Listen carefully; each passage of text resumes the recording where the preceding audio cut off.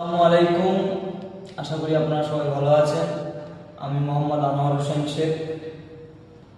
আমি সমাজে কিছু বাস্তবতা নিয়ে কিছু বলতে চাই। আজকের আমার কথা হবে শুভেন্দু অধিকারীকে নিয়ে। আমি সেদিন একটা শুভেন্দু অধিকারীর একটা ভিডিও সেদিন দেখছিলাম, যে শুভেন্দু অধিকারী বলছে যে ভারতবর্ষে হিন্দু এখন খাতরা আছে, হিন্দু এখন বিপদে আছে। শুধু হিন্দু না, বিপদ হতে হতে হতে হতে এমন হয়ে গেছে যে তাদের ভগবানগুলো বিপদে পড়ে গেছে। এখন আমি বলতে চাইছি, ভগবান কিভাবে বিপদে পড়ল? 2014 সালের পর থেকে, 2014 সালের আগে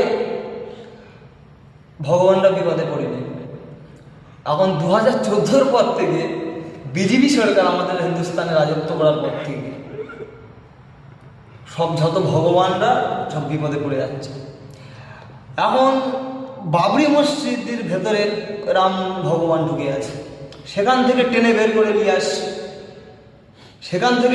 করে নিয়ে এসে তাকে স্থাপিত করা হলো রাম মন্দিরে। খুশি হলাম, ভালো কথা। अभी सिर्फ ये नहीं, अभी और सुनिए। তারপরে গোমাতা বিপদে পড়ে আছে। এখন কথা হলো যে এটাই, গোমাতা বিপদে কেন পড়ে আছে? গোমাতা বিপদে এই জন্য পড়ে আছে যে মুসলমানরা, সারা মোল্লারা গোমাতাকে কেটে জবাই করে খাচ্ছে। এখানে শুভেন্দু অধিকারী বলতে চাইছে যে হিন্দু বিপদে আছে, হিন্দু দেবদেবী বিপদে আছে। আমি বলতে চাই যে হিন্দু বিপদে আছে সেটা সাইডে রাখলাম, আগে দেবদেবীর কথাটাই আসে। যে দেবদেবীকে তোমরা আসান মূর্তি বলো, আমি বলি না, কিন্তু হিন্দু ভাইরা বলে। আমার ধর্ম আলাদা, আমি মুসলিম, আমি হিসেবে একজনকে বিশ্বাস করি, আল্লাহকে, আর কাউকে বিশ্বাস করি না।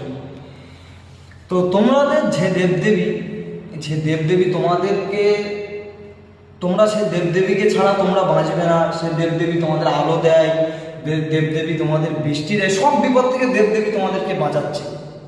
তাহলে আমি এর কাছে কথা হচ্ছে যে দেবদেবীরা বিপদে কিভাবে পড়বে?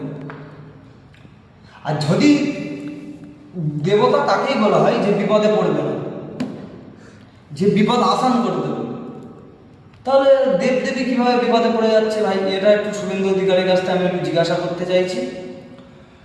আরেকটা কথা হলো এটাই যে হিন্দু বিপদে আছে। আমরা সকলেই জানি